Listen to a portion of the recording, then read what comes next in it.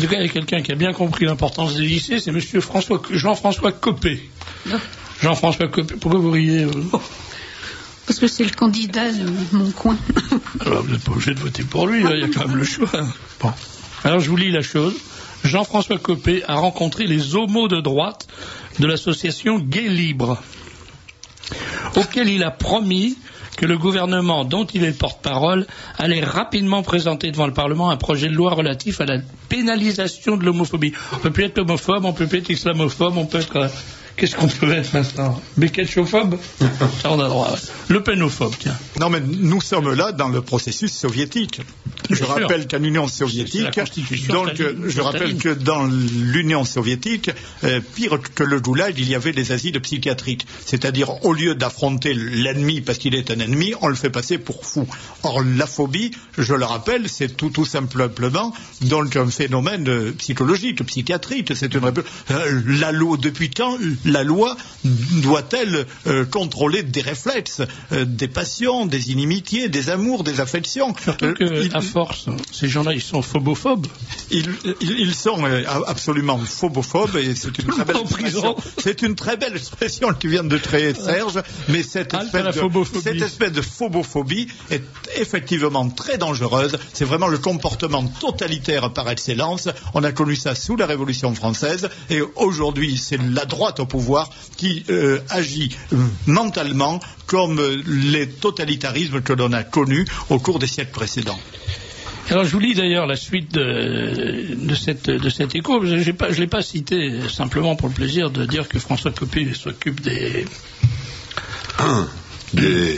choses. Bon, c'est ça. Mais je lis la suite. Donc, il a rencontré les homos de droite de l'association gay, auquel il a promis que le gouvernement allait rapidement présenter devant le Parlement. C'est vrai qu'il y a urgence, un projet de loi réprimant l'homophobie.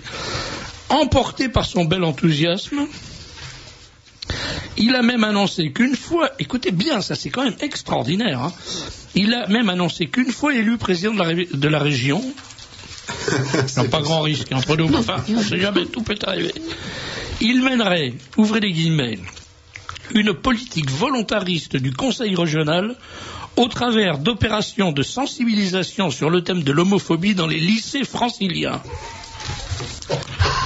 Et vous trouvez pas que ça commence à bien faire, les mecs? On a déjà un maire qui est de la jaquette, on va avoir un président de région qui va promouvoir la jaquette flottante dans les lycées. Non mais ils sont devenus complètement fous tous ces mecs. Quand est-ce qu'on va faire tout ça en couronne dans Paris? La prochaine Gay Pride, alors, ça sera obligé d'y aller. Mais c'est des malades ces types. Mais il faut les piquer. Non mais franchement. Et à la télé. Vous vous rendez compte où on en arrive? Mais à la télé, on vous les présente maintenant, ça y est. Voilà un bel emportement de Serge. Parce que la télé, personne n'est obligé de la regarder. Mais ces gens-là, ils nous gouvernent quand même. Voilà un bel emportement que j'approuve. Et voilà pourquoi aussi, lorsque nous ne voulions pas du Pax, ce n'était pas du tout pour traquer les mœurs, comme certains le disaient, mais là je fais une petite allusion. Bon, mais c'était parce que c'est une loi éminemment antisociale et que nous sommes aujourd'hui dans un processus de subversion radicale des choses. Et voilà pourquoi finalement, on peut se mettre à la place des musulmans aussi. Quand ils voient ce degré de décadence de la société française, ils se disent qu'ils vont rentrer là-dedans comme dans du beurre. Ils vont rentrer là-dedans comme dans du beurre. Ah, les sales. Et voilà pourquoi nous ne pouvons faire qu'une révolution totale face à cela. Ça ne passe pas seulement par l'élection, mais bien sûr, cela passe par l'élection, mais à condition de tenir ferme toutes nos positions. Alors, voici pour ce qui est de la grande phase 2004 de la griffe, puisque nous continuons à traquer snipers et associations du même genre. Il faudrait les avocats pour commenter ici, mieux que moi sur le plan judiciaire, où en sont toutes nos affaires. J'ai commenté il y a peu l'incroyable affaire Santa Susana de Montpellier. On est partout dans l'inversion la plus absolue, la plus radicale. C'est ce que j'ai appelé le génocide français. Ce génocide français, faire que les Français soient de moins en moins chrétiens, qu'ils se sentent de moins en moins français, qu'ils soient de moins en moins des hommes. Ça, et finalement, qu'ils soient de moins en moins nombreux. Ça, c'est l'aboutissement. Nous touchons là à la volonté de mort, parce que tout ça pue la mort. C'est l'instinct de mort. c'est une civilisation qui se suicide. Et Delanoë et les autres, Copé et compagnie, sont au fond marqués du signe de la mort. Cet instinct que les plus grands écrivains d'ailleurs ont vu, tel Dostoïevski, tu aimes la littérature russe comme moi, Serge, dans cet instinct de mort que dénonce Chafarevitch, l'admirable compagnon de Solzhenitsyn, dans le phénomène socialiste. Nous y sommes. Et voilà pourquoi nous sommes les forces de vie, nous sommes les forces de progrès, nous sommes les forces de liberté. Dernièrement, j'ai reçu la lettre d'un de mes amis respectables me disant, mais dans tous vos discours, vous défendez la liberté qui est une valeur maçonnique. Mais je rêve, je me pince. Hein, j'ai renvoyé à cet ami un petit mot en disant, avez-vous bien médité la parole de l'Évangile, la vérité vous rendra libre. Ça signifie que la vérité est au service même de la liberté. Alors quels sont les responsables de tout ça? Alors vous le savez bien, ce sont les Lumières. Avant les Lumières, c'est le péché originel. Les Lumières, c'est pas autre chose que le péché originel, mais on peut le définir très, très simplement.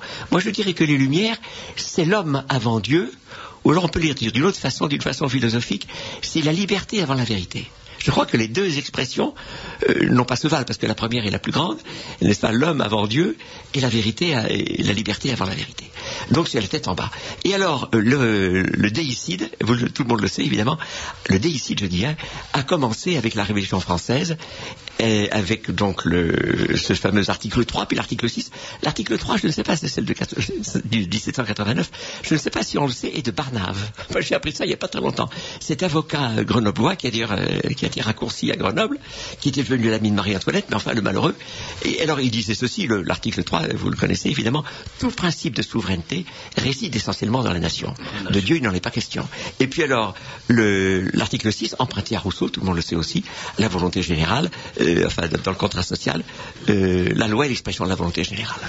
Alors, donc, après la Révolution, qui a pris la relève? Eh bien, c'est le Solvay et Coagula des francs-maçons. Je dirais, tout le monde sait que les francs-maçons sont à l'origine de la Révolution française, puisque ça a été dit souvent. Marie-Antoinette, lorsqu'elle en parlait, on l'interrogeait, elle disait, ils en sont tous. N'est-ce pas? Donc ils étaient à la Révolution française, ils sont nés avec les Lumières, enfin ils étaient déjà là dans les tapis peut-être, mais enfin ils appellent ça eux les Lumières, et puis on les retrouve maintenant depuis 1717, Solvay et Coagula. Je pense que ce sont là donc la révolution permanente des anarcho-trotskistes et le Solvay et Coagula des francs-maçons. Alors, je dirais une petite chose sur les partis politiques. À mon sens, la gauche pourrait être définie de façon très simple. Puisque nous en sommes aux définitions, tout à l'heure j'ai parlé des Lumières, parlons un peu de la gauche en 2 mots, mais très rapidement. Ce qui définit la gauche, c'est tout simplement ceci. Elle ne reconnaît pas d'ordre qui lui soit supérieur. La gauche n'obéit qu'à elle-même. La gauche n'obéit qu'à elle-même. La droite est un peu différent. La droite, elle obéit, elle reconnaît un certain nombre des choses. Banquier. Et elle obéit à... Mais je dirais, sa première idée, c'est de trahir. Donc, la gauche, c'est l'inversion, et la droite, c'est la trahison. C'est encore pire.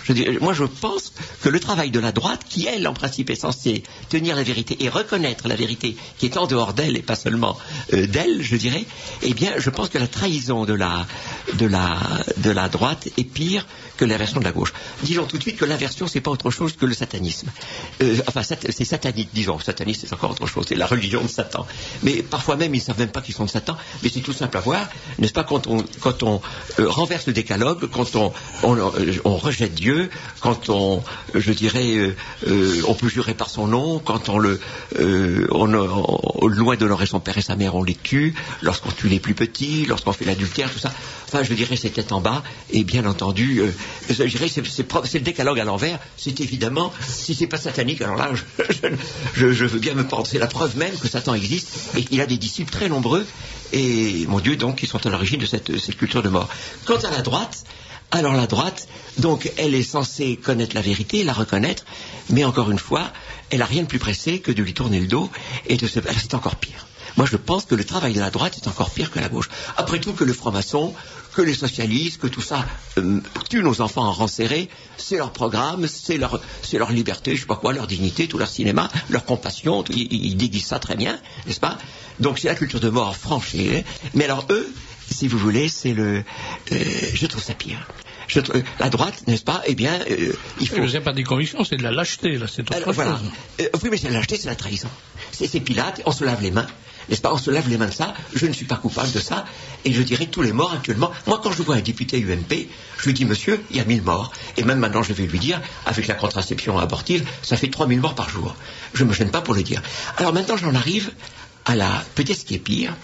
Enfin, vous allez me dire que j'exagère, mais peut-être pas tellement. Hélas.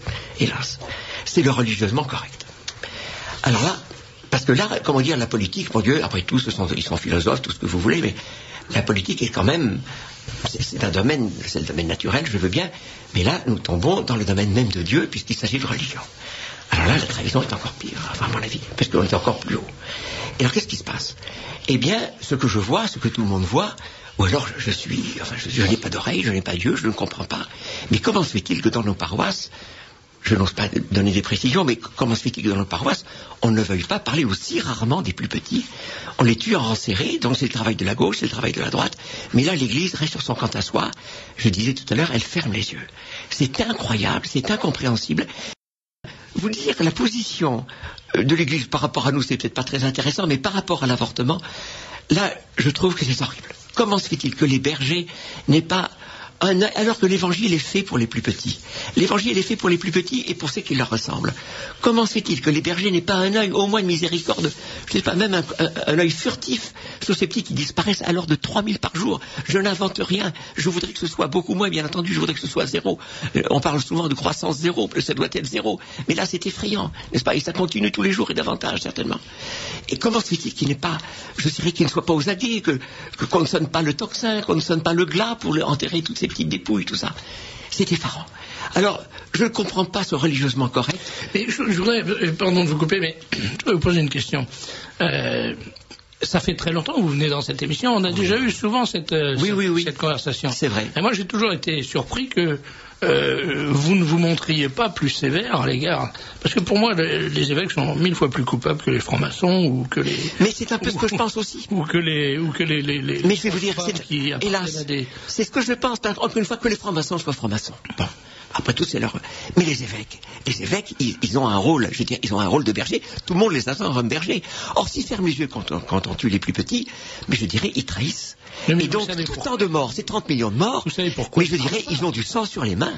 On ne peut pas dire le contraire. Mais c'est là où cette laïcité...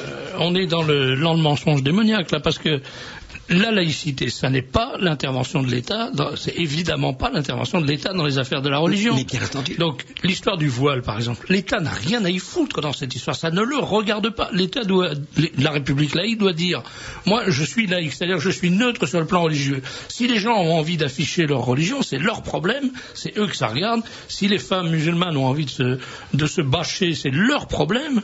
Et si les hommes catholiques ou les femmes catholiques ont envie de porter des croix de 14 kilos autour du cou, c'est leur problème. La République n'a pas à s'occuper de ça. Autrement, il faut qu'elle s'occupe des pantalons taille basse, des soutiens-gorge trop serrés et des plumes dans les fesses. Enfin, à l'école, Serge. À l'école, pas dans la rue. Mais à l'école, c'est pareil. L'école, c'est un lieu public. Chacun fait ce qu'il veut dans la mesure où il ne porte pas atteinte à qui que ce soit. Moi, je me fous qu'il y ait une fille bâchée dans mon école. Qu'est-ce que vous voulez que ça me fasse? Ça, rien du tout. Je n'entends pas absolument le coquillage. Monsieur Bekech, je crois quand même, on peut rendre un service à l'islam, c'est que la femme est en condition inférieure. Et dans la mesure où on l'enferme un peu derrière ses voiles. Tout le monde, personne n'ose dire cette vérité. Pourquoi les musulmanes sont-elles obligées de se bâcher? Parce que elles vivent dans des pays dont les hommes sont des fauves. Et quand elles montrent leur viande, ils ont envie de se jeter sur elles. Quand on vit dans un pays civilisé comme la France, ça n'arrive pas.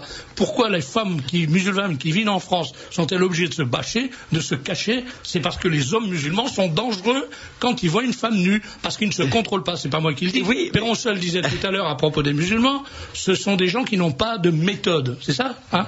Donc, ils ont des... Pourquoi? Parce qu'ils ont une mentalité, puis ils ont le sang chaud, etc. Ils ont une habitude de considérer la femme comme un être inférieur, comme un objet dont on se sert et qu'on jette quand on n'a plus besoin, puisqu'on peut répudier sa femme en 30 secondes. Donc évidemment, elles ont intérêt à se bâcher, parce qu'autrement, elles passeraient des mauvais quarts d'heure. La plupart des filles des banlieues qui se bâchent, c'est à cause de ça qu'elles le font. Elles le disent elles-mêmes. Elles disent on est obligé de le faire, on est obligé de se cacher, autrement on est attaqué. Bon, alors il faut arrêter de raconter des films et de dire que c'est de la laïcité. Au nom de la laïcité, on met ces femmes en danger.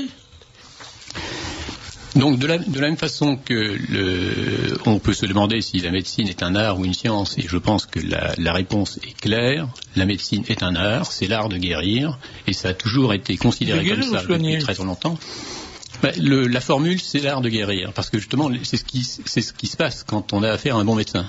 C'est que alors aujourd'hui, à cause du Conseil de l'ordre, évidemment, nul ne peut prétendre guérir quoi que ce soit, et on n'a plus le droit que de soigner. Ça, c'est la contrepartie de la tentative que certains malades ont faite d'obtenir une obligation de résultat. Alors, il est évident que les médecins se sentent menacés quand on leur dit « vous avez l'obligation de guérir », ils préfèrent répondre « non, on n'a que l'obligation de soigner ». Ça se comprend, puisque si l'obligation de guérir n'est pas remplie, à la méthode américaine, ils se retrouvent avec des procès à 50 millions de dollars, et c'est moins intéressant le métier, forcément. En parlant de méthode américaine, vous le saviez, vous, Serge, que la médecine psychosomatique était dans la Bible, était décrite dans la Bible, mais dans les bien sûr, cher ami. Alors, si vous voulez qu'on en parle longuement, moi, je suis épaté. Je vous inviterai un jour avec le docteur Planté à parler de ça, et vous verrez que tout est dans la Bible, y compris la microbiologie, la psychothérapie. Je m'explique, c'est en exergue du document qu'on nous passe sur la journée régionale donc du CEP, le 28 février prochain. Ouvrez les guillemets, un cœur joyeux est un excellent remède, un esprit abattu dessèche les os. Proverbe 17-22. Mais alors les os, c'est très important parce que la moelle osseuse joue un rôle essentiel dans le système immunitaire. Alors ça, évidemment, c'est une connaissance moderne, mais c'est justement un point de rencontre où on se rend compte que évidemment, il y a un savoir réel dans la Bible qui est beaucoup plus important qu'on imagine, parce que il y a cette idée que la Bible ne sert qu'aux questions spirituelles, c'est-à-dire on y trouvera des idées intéressantes sur le sort de l'âme, sur la vie intérieure, etc., et que les questions scientifiques et historiques ne sont pas du ressort de la Bible. Alors ça, c'est vraiment le b.a.-ba que l'on enseigne aujourd'hui, y compris dans les séminaires, malheureusement. Il s'agit en fait de parler de la méthode du docteur Hammer.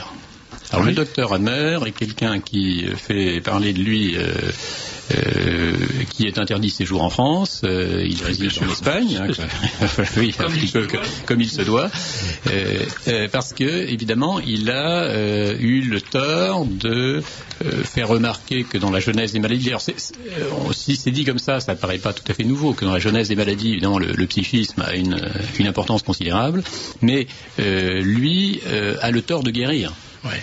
Les gens, parce que c'est toujours la même chose. Les gens qu'on poursuit, les maladies sont présentes dans tous les organismes en permanence, et que certains chocs émotionnels provoquent des diminutions ou des inflammations, des diminutions des défenses ou des inflammations qui permettent à ces maladies qui normalement sont éradiquées naturellement, qui permettent à ces maladies de se révéler. C'est le cas du cancer, par exemple.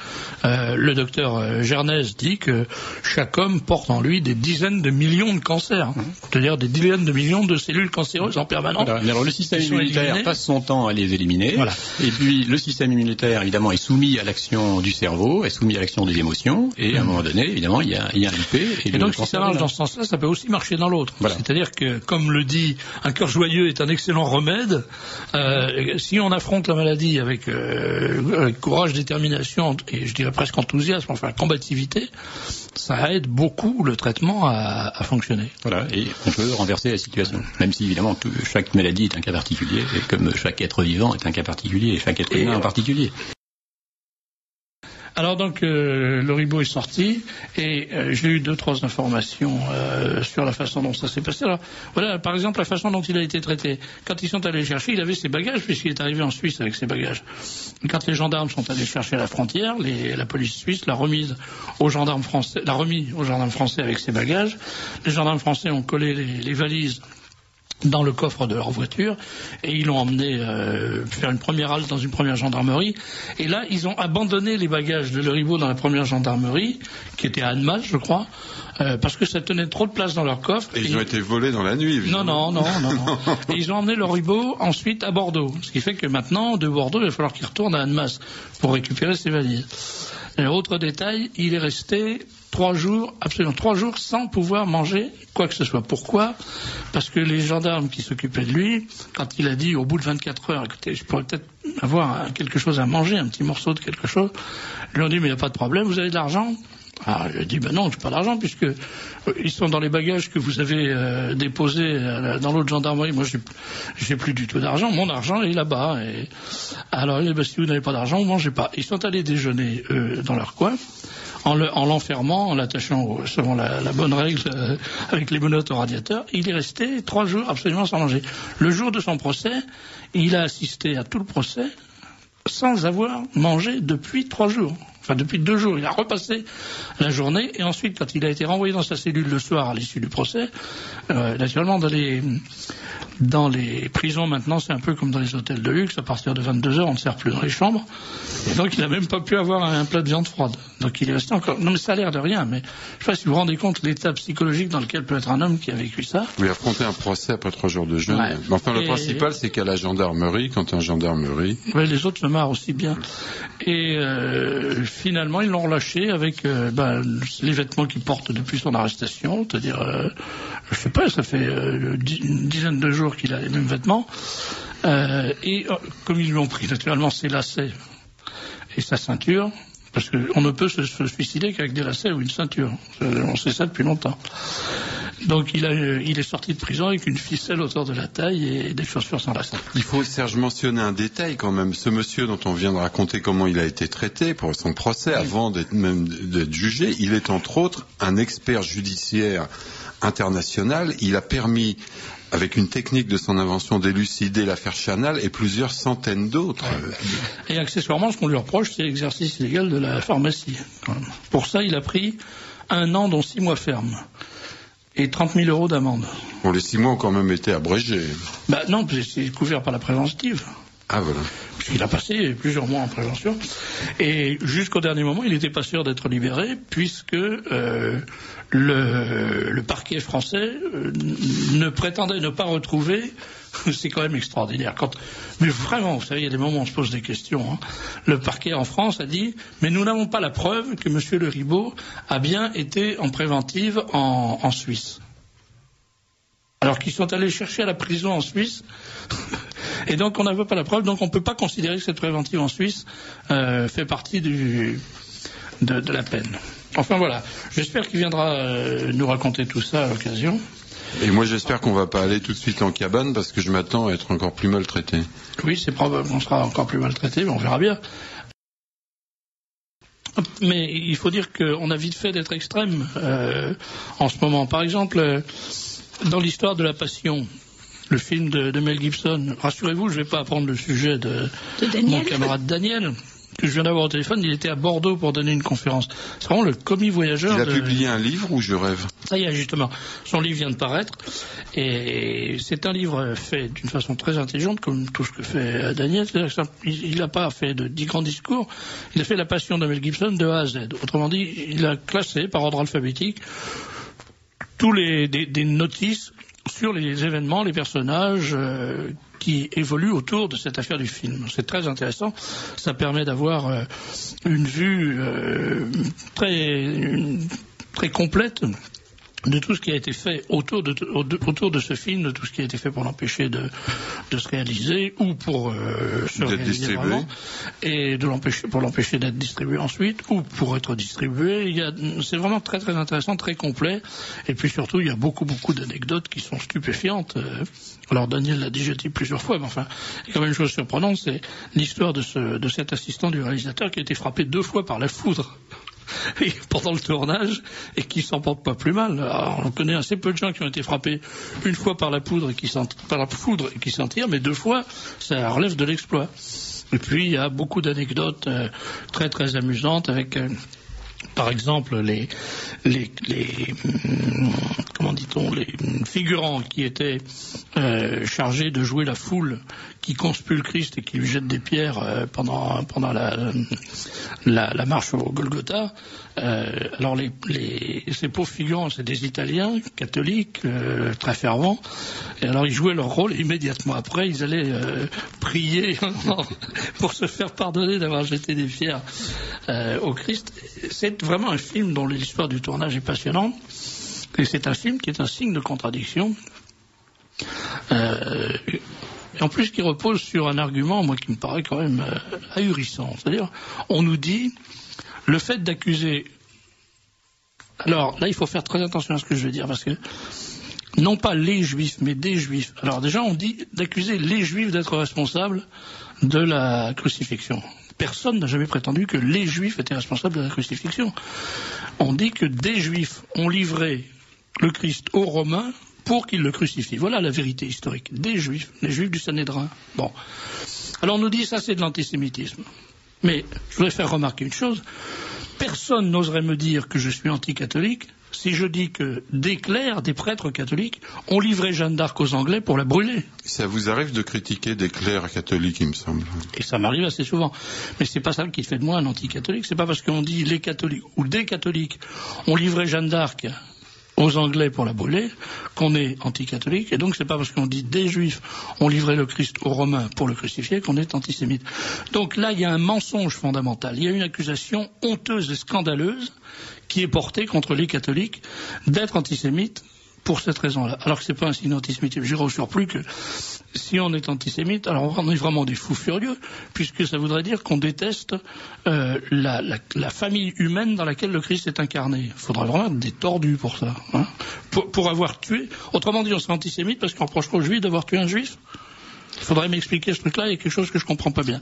Vous savez, cela dit, on voit l'enragement de l'adversaire dans cette histoire. Et on le voit parce que leur comportement, c'est un comportement de fous furieux. Ceux qui sont contre la diffusion de ce film, qui l'accusent d'être un film antisémite. Par exemple, ils disent que le père de Mel Gibson est révisionniste. Bon, d'abord, c'est son droit d'être révisionniste.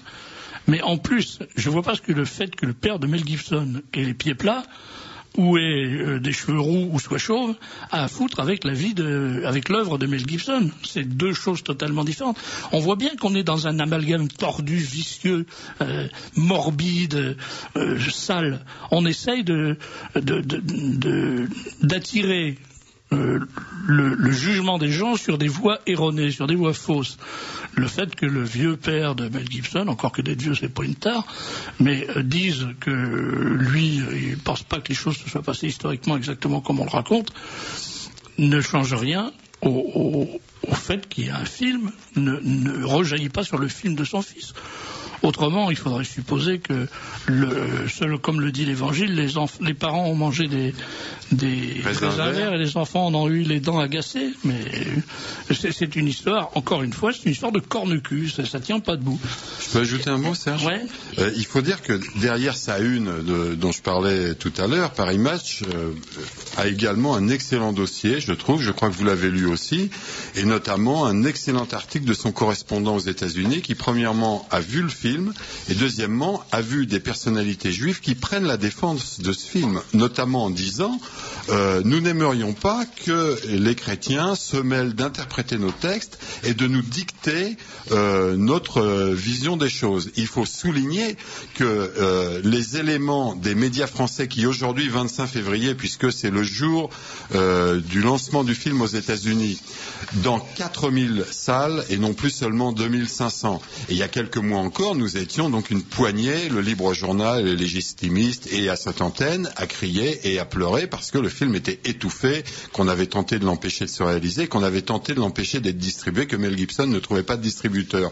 Maintenant, non seulement il a un distributeur, mais il a 4000 salles au lieu de 2500 et il a déjà réalisé 32 millions de dollars de bénéfices le jour où le film sort. C'est quand même une victoire fantastique. Et cette victoire, à mon avis, elle est possible parce que, comme vous le laissez entendre à l'instant, Serge, c'est une minorité d'extrémistes, que ce soit le B'nai B'rith ou l'Anti-Defamation League, suivi de quelques suiveurs mitrés ou non, ou dans les médias, mais qui sont une minorité, qui ont prétendu empêcher un acteur et un cinéaste catholique de présenter dans un film la version catholique qui ressemble beaucoup à la réalité historique, je crois, et qui est même identique à la réalité historique dans ce film. Vous êtes en train de feuilleter le Paris Match, il y a une photo de toute beauté avec les responsables du Sanhédrin qui ont comploté la mort du Christ. Moi, je voudrais, pour finir, faire référence à un livre dont j'ai pu parler quand il est sorti il y a 3 ans sur cette antenne avec Grâce-Anne Brassier, avec son auteur Jacques Paterno. Bon, il y a 500 livres qui sont sortis depuis 2 ans en France sur la crucifixion. Il y en a 2 ou 3 000 dans les pays de langue anglaise. Le livre de Jacques Paterno, À l'âge d'homme, Jacques Paterno est un industriel catholique et il démontrait et il situait exactement la clique, la petite mafia du temple de Jérusalem qui protégeait des intérêts économiques énormes. Il citait le chiffre précis de 20 tonnes d'argent par an en redevance, en impôts religieux obligatoires. Et il cernait exactement cette mafia de juifs, effectivement, mais cette mafia qui, dans le dos du peuple juif, ont comploté ce qu'il appelait un assassinat judiciaire en forçant la main de Pilate et en le faisant même chanter. Je voudrais dire autre chose. Il y a un papier qui coiffe le dossier de Paris Match et qui est signé par Alain Genestard, qui est probablement un des personnages les plus nocifs de la presse française. Eh bien, Genestard... Oui, mais comme il n'a pas vu le film, vous comprenez bien... Justement, c'est ça. Genestard nous dit, il fait un édito complet sur le film en disant que c'est probablement un film antisémite. Et alors il découvre, lui qui doit être catho à peu près comme mon chien, il découvre que c'est l'homme qui a tué le Christ, il y a 2000 ans, accomplissant ainsi un crime contre lui-même, contre l'humanité. Mais ça, c'est de la crétinerie. C'est de la crétinerie, c'est pas un crime contre l'humanité, c'est un crime contre Dieu. C'est un déicide, ça n'a rien à voir. Et justement, ce que dit Genestard, ça c'est bien à propos de Franck, ça veut dire que s'en prendre à Dieu, c'est s'en prendre à l'homme. Autrement dit, c'est une façon de diviniser l'homme. Et voilà, le débat sur ce film, il porte là-dessus. Il porte sur la conception de Dieu et de l'homme par rapport à Dieu. Et nous pensons que Dieu est Dieu et que l'homme n'est que l'homme. Et que quand on tue Dieu, on ne fait pas un crime contre l'humanité, on fait un déicide qui est infiniment plus grave et plus lourd dans ses conséquences. Mais la couronne de tout ça, si j'ose dire, c'est que Genestard, à la fin de son papier, il dit qu'il n'a pas vu le film.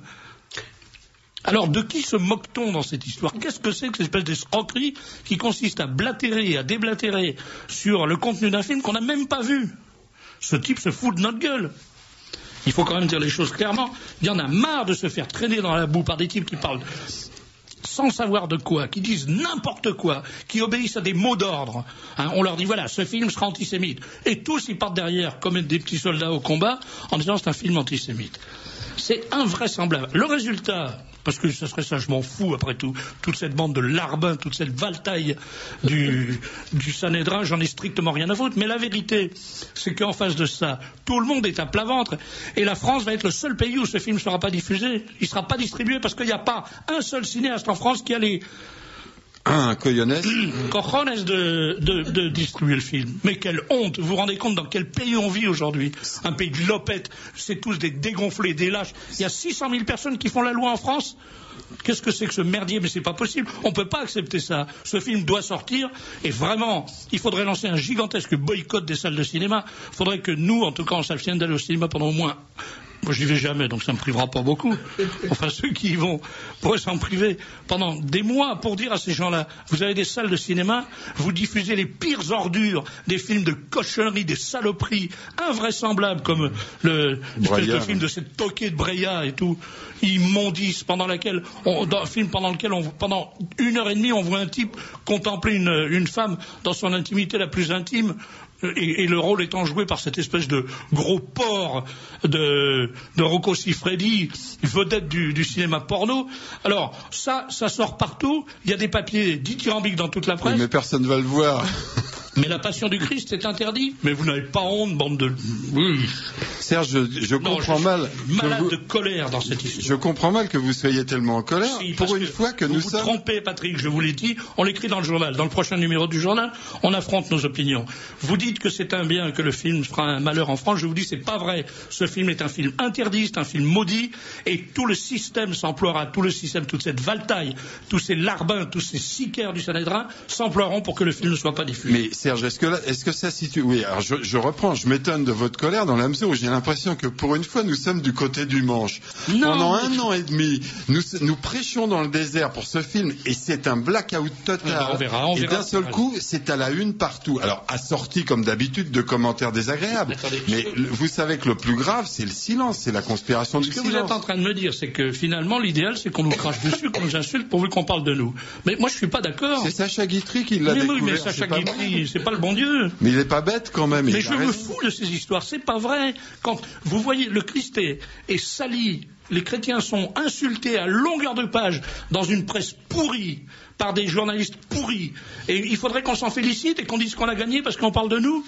Merde, moi je suis pas d'accord. Ben, c'est dommage, Serge, que vous n'ayez pas vu l'émission sur la 3. Alors si, justement, je vais en parler de Fauquel. Alors, mais laissez-moi vous dire. Cette espèce de petite lopette, encore une fois. Attendez, je termine, parce que il s'est passé un truc. Mocky, ce cinéaste ringard, quand le père Charles Roux a parlé, on l'a pas entendu. Il a fermé son claque-merde et il n'y a pas d'autre mot. Personne n'a bronché. Et quand ce vieux prêtre, ce vieux saint prêtre de 91 ans a été parti, Mocky a dit « Ah, le vieux, s'il est plus pédophile, c'est parce qu'il est trop vieux pour ça, cette espèce de porc. » Et c'est ça qu'on a à la télé, et ce petit merdeux de Fogiel, c'est ça qui sort. Et il n'a pas bronché, ils ont tous ricané comme des... Mais vous croyez pas qu'on en a marre de tout ça, de ces cochonneries? Oui, mais vraiment, c'est insupportable, enfin. Ce révérend père Jean-Charles Roux, on l'a tout de même entendu, et il était excellent, il ne s'est pas démonté une justement, seconde. c'est pour ça que... Et Marie Laforêt, vous avez entendu Marie Laforêt? C'est toujours la même chose, ma pauvre cocotte. Eux, ils ont la parole. Marie Laforêt, elle a eu la parole 2 minutes. Le père Charles Roux, il a eu la parole, il a pu expliquer son truc. Et puis il est parti. Et une fois qu'il a été parti, la meute des hyènes, des chacals et des coyotes s'est mise en route. Et alors là, on a eu la vomissure de cette espèce de type, ce Mocky, qui avait déjà fait un film immonde sur Lourdes.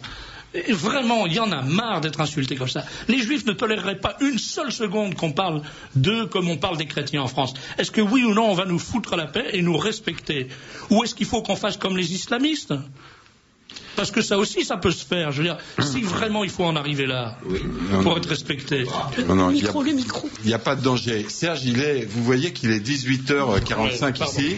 Il est midi 45 sur la côte est des États-Unis. Et en ce moment même, La Passion du Christ de Mel Gibson est en train d'être projetée dans 4000 salles, avec plus de la moitié. Mais aux États-Unis, nous exprimions depuis des mois nos craintes que, premièrement, le film ne se réalise pas, et quand il a été réalisé par-dessus tous les obstacles, qu'il ne trouve pas de distributeur. Nous l'avons dit et répété. Il avait là-bas des ennemis plus puissants encore qu'ici. Les ennemis de ce film sont plus puissants là-bas qu'en France. Non, je suis pas d'accord. Mais Serge, je suis pas d'accord aussi bien placée qu'elle soit, une minorité reste une minorité. La majorité est chrétienne dans le monde entier. C'est vous qui faites une confusion. Justement, vous faites la confusion qu'il ne faut pas faire. Parce que quand vous dites la minorité est plus puissante aux États-Unis qu'en France, ça veut dire que, en fait, vous prenez compte du fait que la minorité israélite est plus nombreuse et plus puissante aux États-Unis qu'en France. Mais c'est pas eux du tout qui sont en cause. C'est pas eux du tout. Je suis absolument convaincu que l'immense majorité des Juifs de France se contrefoutent absolument de cette histoire. C'est pas eux qui sont en cause. C'est pas eux qui instrumentent l'interdiction de ce pays. C'est de ce film dans notre pays. C'est un tout petit noyau de mafieux ténébreux qui a asservi une bande de larbins journalistiques. Voilà la vérité. Donc, il faut arrêter de nous présenter cette histoire comme une espèce de débat entre les Juifs de France et les catholiques de France. C'est pas ça, c'est pas à ce niveau-là que ça se passe. C'est au niveau d'une petite mafia qui a dit on fera ce qu'on veut. Et la meilleure preuve, c'est que Mme Chemla, sur son site internet, elle se félicite de ce que, et c'est elle qui emploie le mot de lobby, est obtenu l'interdiction en France de la projection du film de Mel Gibson. Il n'est pas interdit. Mais ça revient au même. Que me faites rire, il n'est pas interdit. S'il n'y a pas un mec qui le diffuse, c'est exactement comme s'il était interdit. La Nef, le mensuel La Nef pense qu'il devrait être diffusé en juin 2004. Est-ce que vous voulez faire un pari, Serge, devant nos centaines de milliers d'auditeurs? Je ne fais pas de pari sur des sujets comme ça, mais moi je vous dis qu'il ne sera pas diffusé, ou il sera diffusé dans une salle à Paris. Il faudra qu'avec Daniel Amiche, on fasse une organisation associative pour pouvoir le projeter dans les salles paroissiales, à condition que le curé le laisse faire. Et moi, ce qui n'est pas prouvé. Alors moi, je ne parie pas non plus, puisque vous ne voulez pas, mais je vous dis que ce film sera un triomphe dans le monde entier. Et que nous sommes du côté du manche et qu'il n'y a vraiment pas de quoi se mettre en colère. C'est pas du côté du manche, c'est pas le problème du côté du manche. Le problème, c'est que ça sera peut-être un triomphe aux États-Unis, sans pas dans le monde entier, parce que je peux vous dire que dans les pays arabes, en Afrique et en Asie, ils s'en contrefoutent. Mais donc ça sera un succès peut-être aux États-Unis, peut-être dans certains pays d'Europe, mais en France, c'est un film qui sera interdit. Or, il y a une dimension, comment dirais-je, il y a une dimension surnaturelle dans cette affaire, une dimension eschatologique qui oppose. Cette dimension eschatologique, elle est liée au fait qu'il y a une opposition fondamentale entre la destinée de l'Israël vétérotestamentaire et talmudique et la destinée de la France, fille aînée de l'Église. Ça, je le dis depuis des années, c'est un antagonisme fondamental, un antagonisme surnaturel. Et pourquoi le système veut-il absolument interdire la diffusion de ce film en France? C'est à cause de ça. C'est parce que ce film, il est d'une certaine manière aussi important que le Saint-Suaire, et on voit bien que le déchaînement contre le film est le même que celui qui a été instrumenté contre le Saint-Suaire au prix de tous les trucages, de tous les mensonges, de toutes les corruptions, y compris les corruptions des plus grands savants du British Museum, pour essayer de faire croire que le Saint-Suaire est un faux, alors que tout démontre que c'est une vraie relique de la Passion du Christ. Voilà, je pense qu'on est en dehors, si vous voulez, de ces considérations d'affrontement économique ou même d'affrontement de force. On est dans un combat qui est de dimension surnaturelle. Voilà. C'est mon opinion, hein, je peux me tromper, mais c'est mon opinion. Les derniers petits commentaires. Une auditrice sur TF1, Claire Chazal, a dit que Mel Gibson réécrivait les évangiles. Elle réécrit son prompteur, elle. C'est incroyable. Aux informations de 20h sur la 2, hier, la commentatrice a prétendu que les intégristes catholiques aux États-Unis avaient acheté tous les billets du film La Passion. Mais non, ce sont les églises protestantes en majorité. Oui, mais elle voulait dire chrétien. C'est n'importe quoi.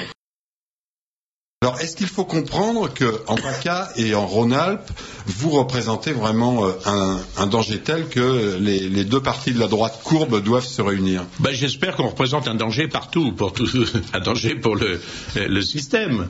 Je crois que Marine Le Pen fait aussi une campagne extrêmement active ici en Île-de-France, et je pense qu'elle peut créer la surprise.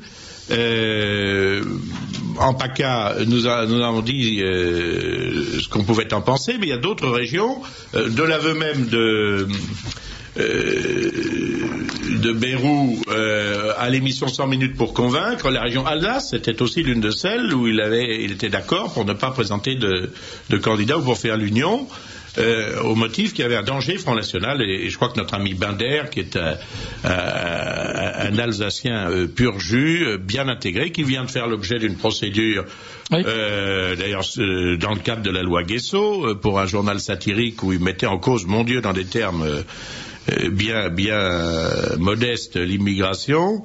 Je crois qu'il est poursuivi pour avoir montré le fameux dessin des sans-papiers qui réclament du papier. Entre autres. Oui, non, c'est pas Comte, je sais pas, je crois que c'est Char. Non, c'est Comte. Non, celui-ci, c'est un dessin de Comte. Char en fait aussi d'excellents. J'aime beaucoup les uns et les autres. Mais c'est extraordinaire parce que ce dessin est paru partout, il est paru plusieurs fois. Oui, mais on trouve toujours, des censeurs trouvent toujours de plus censeurs. Comme je disais à des étudiants de gauche de l'Institut d'études politiques, c'est un peu pléonastique ça, de Lyon, la loi Guesso aujourd'hui censurerait impitoyablement les appels à la résistance lancés depuis Radio Londres. Ah bah évidemment. Ah oui. C'est clair. Ils m'ont expliqué que c'était pas la même chose parce que l'invasion que nous vivions aujourd'hui était pacifique. Ah oui. Oui, à quoi j'ai répliqué que les Allemands étaient bien bêtes d'avoir venus en rang serré, en uniforme et avec des chars. Il fallait qu'ils viennent un par un avec leur Gretchen et leurs valises. Et leurs valises et leurs enfants sous le bras, et à ce moment-là, ils auraient tous fait des comités de soutien pour les installer. C'est ce que je ne cesse de répéter depuis des années. S'ils avaient remplacé les fusils et les mitraillettes par des valises et des pelles, on aurait dit, mes chers amis, rentrez donc, installez-vous, il y a de la place pour vous. Le pays est à vous.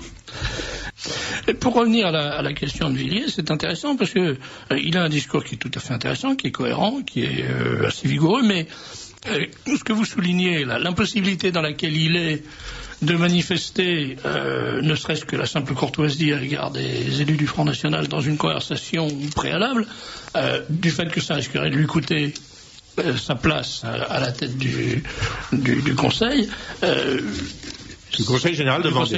Où il fait ça. peut-être des choses utiles, c'est possible. Non, c'est pas le problème. Oui. Le fait est que ça ne sert à rien, cette attitude, puisque vous ajoutez que derrière, Mme Comparini dit pas du tout question de se compromettre avec un représentant de M. De Villiers. C'est-à-dire que là, il a ni le beurre ni l'argent du beurre, en quelque sorte. Il est perdant sur toute la ligne. Non, parce qu'il sauve son précaré en Vendée. Voilà. Comme je me suis permis de le lui dire un jour, je dis il faut savoir ce que vous voulez. Est-ce que vous voulez faire une carrière de notable local ou est-ce que vous pensez véritablement, est-ce que vous croyez véritablement ce que vous dites? Moi, je trouve dommage. Je vous le dis carrément que cet homme-là se contente d'une carrière locale parce qu'il a de la valeur. On l'entend parler, il est intéressant. Mais il dit des choses fort intéressantes et fort justes. La preuve, c'est que nous les avons dites généralement avant lui. Quelquefois, 2 ans, 1 an, 5 ans, 10 ans avant lui. Là, par exemple, sur le Gaucho et le Régent, tout ça a été dit par mon ami Jean-Claude Martinez, qui a eu la primeur de ces découvertes. Mais pourquoi pas? Mais le problème, si vous voulez, il faut être cohérent. Moi, un jour, j'ai entendu à la radio Philippe de Villiers qui traitait littéralement Chirac de traître. Oui, il ne traitait pas Chirac de personnalité qui se trompe. Non, il a dit ou qui est engagé dans une impasse. Non, de trahison, de traître.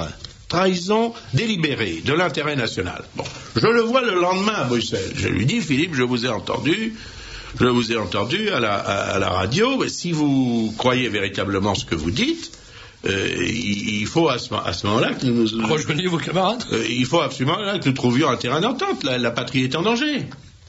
Bon. Ce que je crois, c'est que Philippe de Villiers va redire cela à l'occasion de l'élection européenne. On va l'entendre avec des termes les plus sévères, plus impitoyables à l'égard du gouvernement Raffarin, à l'égard de Jacques Chirac.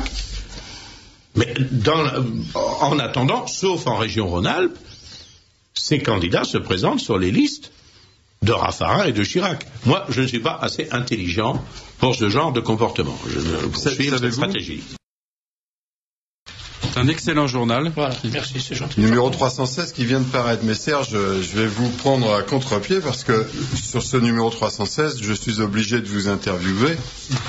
Parce que je pense que la plupart des lecteurs, des abonnés, même des auditeurs vont tomber de leur haut en découvrant dans ce numéro 316 2 pages de pornographie et pas du Marquis de Sade comme nous en parlait l'abbé Télé tout à l'heure ou du Restif de la Bretonne, mais la pornographie la plus pesante, la plus déprimante, la plus crade, on dit. Bonsoir docteur.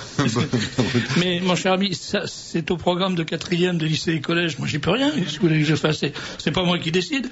C'est, par exemple, au collège Albert Camus de Rosny-sous-Bois ou dans un collège religieux, pardon, monsieur l'abbé, on a imposé... Prétendu religieux, oui.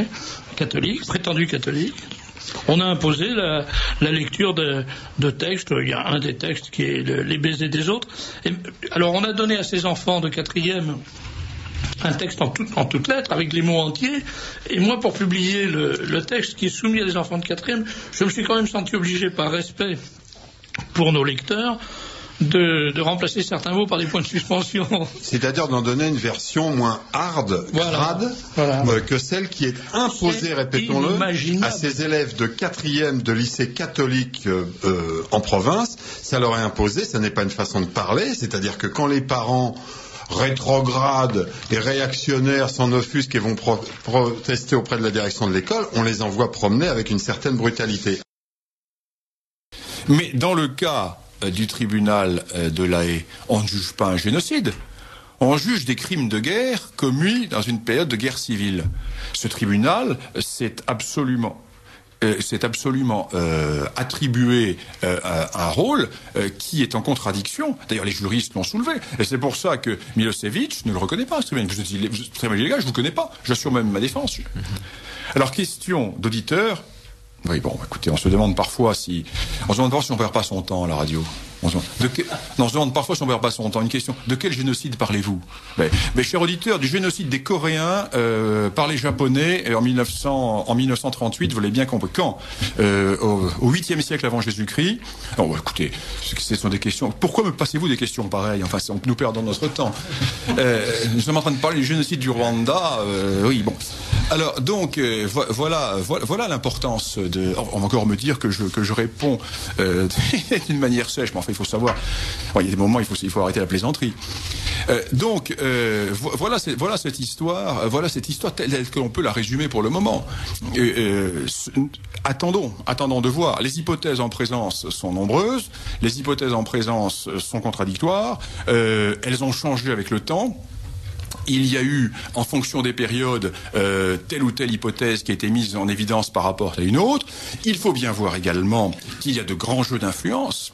Parce que la diaspora Hutu, qui est aujourd'hui réfugiée en Europe, est très influente. Elle a intérêt, bien entendu, à accabler le régime en place. Il y a un jeu des officines, il y a un jeu des groupes de pression. Tout ceci est très compliqué. Et ne réagissons pas d'une manière médiatique en nous emballant sur des révélations qui peut-être demain apparaîtront comme secondaires. Essayons d'avoir le recul de l'historien. Voilà. Alors, nous allons peut-être abandonner l'Afrique pour le moment, pour en venir à une autre question d'actualité, elle aussi, mais qui vous concerne, mon cher Bernard, puisque en tant que spécialiste de l'Afrique, vous appartenez à la communauté des chercheurs, et l'actualité nous montre effectivement des chercheurs dans la rue, des chercheurs mécontents, des chercheurs qui démissionnent.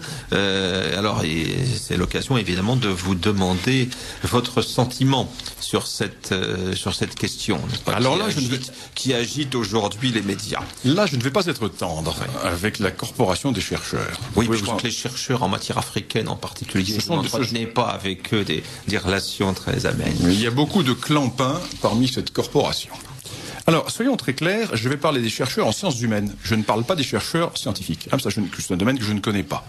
Je vais parler des domaines que je connais, c'est-à-dire les sciences humaines, et plus particulièrement les sciences humaines appliquées à l'Afrique. Il n'y a pas de problème.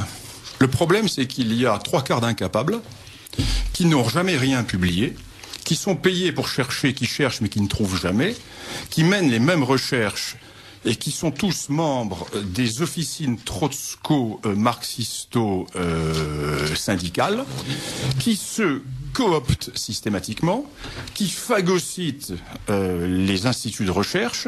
Lisez le rapport de la Cour des comptes. Lisez le journal Les Échos d'avant-hier. Le rapport accablant pour cette recherche. Alors, il y a des gens qui sont des diplodocus marxistes, incapables d'évolution, incapables de se mouvoir, des agoraphobes qui ont été mis dans les centres de recherche parce qu'ils font dans leur culotte quand ils sont en présence d'un amphithéâtre d'étudiants, qui sont incapables de s'exprimer face à une foule, qui ne savent pas parler sans bégayer, qui n'ont jamais rien rédigé, qui n'ont pas été fichus de finir leur thèse. 3/4 de ces gens-là constituent la recherche dans un certain nombre de centres de recherche, notamment africanistes. Ce sont ces cerveaux haineux qui ont découvert que les ethnies ont été créées par la colonisation. Belle recherche, mais crédits qui sont perdus avec ces gens-là. Que ces gens-là soient payés pour rester chez eux et que la recherche puisse se faire avec des gens compétents. D'autre part, la sclérose syndicale fait que vous ne pouvez plus faire de carrière au CNRS si vous n'appartenez pas aux diverses officines officielles. Alors je ne vais pas les citer ici, mais nous savons où elles se situent, ces officines gauchistes et d'extrême gauche. Qui est recruté au CNRS? Cooptation. Je parle dans le domaine littéraire. Attention, je ne parle pas dans le domaine scientifique, que je ne connais pas. Et j'ai siégé au Comité national des universités. Je sais de quoi je parle. J'en ai démissionné quand j'ai découvert comment Boudarel avait été recruté. Comment Boudarel, philosophe, est devenu professeur d'histoire, recruté par le CNU, qui était présidé par un homme de droite à l'époque. Rappelez notre non, je ne dirais pas. Mais qui est Boudarel, peut-être? Boudarel, le commissaire politique des camps Viet Minh, qui a eu, par les instituts de recherche, équivalence de son temps passé au Vietnam, à rééduquer les soldats français, comme équivalence de domaine scientifique, et qui est passé en histoire contemporaine. Voilà l'exemple même du recrutement. Eh bien, le CNRS et les divers centres... Je peux vous citer Je peux vous citer 30 ou 40 noms de chercheurs qui ne vont plus depuis 20 ans dans les instituts, qui sont chez eux à être payés pour ne pas publier. Voilà le grand scandale. L'on ne peut rien faire, on ne peut pas réformer cet institut. Il faut le laisser crever. Et il faut privatiser la recherche. Et il faut sélectionner. Et surtout, il faut noter. Moi, je suis un partisan de la notation. Il faut noter les professeurs. Il faut noter les chercheurs. Seulement, ces gens sont incapables d'accepter cela. Ils sont vautrés sur leurs avantages acquis. Ils sont dans leur bulle, dans leur confort. Ils sont dans un esprit totalement anti-économique.